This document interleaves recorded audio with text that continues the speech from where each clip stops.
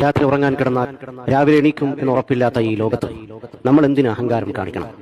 നമ്മുടെ ശരീരം വേദനിപ്പിക്കാൻ എല്ലാവർക്കും കഴിയും. പക്ഷേ നമ്മുടെ മനസ്സിനെ വേദനിപ്പിക്കാൻ നമ്മൾ ജീവനതുല്യം സ്നേഹിച്ചവർക്ക് മാത്രമേ കഴിയൂ.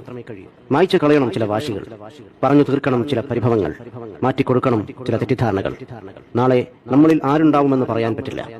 ജീവിച്ചിരിക്കുമ്പോൾ എത്ര വലിയ വീട് വെച്ചാലും, എത്ര വലിയ വാഹനങ്ങൾ സ്വന്തമാക്കിയാലും, എത്ര ബാങ്ക് ബാലൻസ് ഉണ്ടാക്കിയാലും കല്ലറകളുടെ വലിപ്പം തുല്യമായിരിക്കും. എളിമയോടെ ജീവിക്കുക, പരസ്പരം സഹായിക്കുക, സ്നേഹം പകർത്തു നൽകുക. പഞ്ചസാരക്കും ഉപ്പിനും ഒരേ നിറമാണ്, പക്ഷെ രണ്ടിന്റെയും രുചി വളരെ വ്യത്യസ്തമാണ്. അതുപോലെയാണ് ചില സുഹൃത്ത് ബന്ധങ്ങളും. സ്നേഹിക്കാനൊരു മനസ്സുണ്ടെങ്കിൽ പിന്നെ കുറവുകൾക്കൊന്നും അവിടെ സ്ഥാനമില്ല. കുറവുകൾ അറിഞ്ഞു സ്നേഹിക്കുമ്പോഴാണ് സ്നേഹം യാഥാർത്ഥ്യമാകുന്നത്. കൂര ചെറുതാണെങ്കിലും അതിനുള്ളിൽ സമാധാനമുണ്ടെങ്കിൽ അത് കൊട്ടാരത്തെക്കാൾ വലുതാണ്.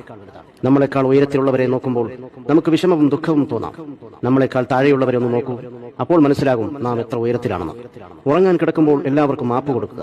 ശുദ്ധ മനസ്സോടെ ഉറങ്ങാൻ ശ്രമിക്കുക. സ്നേഹം ചെറുപ്പത്തിൽ സൗജന്യമായി ലഭിക്കുന്നു. യൗവനത്തിൽ അതിനായി അധ്വാനിക്കേണ്ടി വരുന്നു. വാർദ്ധക്യത്തിൽ അതിനായി യാചിക്കേണ്ടി വരുന്നു. ചിലർ നിങ്ങളുടെ മുന്നിലെത്തുന്നത് ഒരു അനുഗ്രഹമായിരിക്കും. ചിരിക്കുന്ന മുഖങ്ങൾ സൂചിപ്പിക്കുന്നത് അവർക്ക് ദുഃഖമില്ലെന്നല്ല, മറിച്ച് അത് കാണിക്കാതിരിക്കാനും കൈകാര്യം ചെയ്യാനും അവർ പഠിച്ചിരിക്കുന്നു എന്നതാണ്. സ്വന്തമെന്ന് തോന്നുന്നവരോട് എന്തും നമ്മൾക്ക് സംസാരിക്കാൻ കഴിയും. എന്നാൽ വായിൽ നിന്നും പ്രതീക്ഷിക്കാതെ കേൾക്കുന്ന വാക്കുകൾ മനസ്സിൽ വല്ലാതെ മുറിവേൽപ്പിക്കും. ജീവിക്കാനുള്ള ഒരു അവസരവും പാഴാക്കരുത്. കാരണം ജീവിതം തന്നെ ഒരു അവസരമാണ്. ഒന്ന് കാലു തന്നെ വീണാൽ തീരുന്ന ജീവിതത്തിന് എന്തു ജാതി, എന്തു മതം, എന്തു നിറം.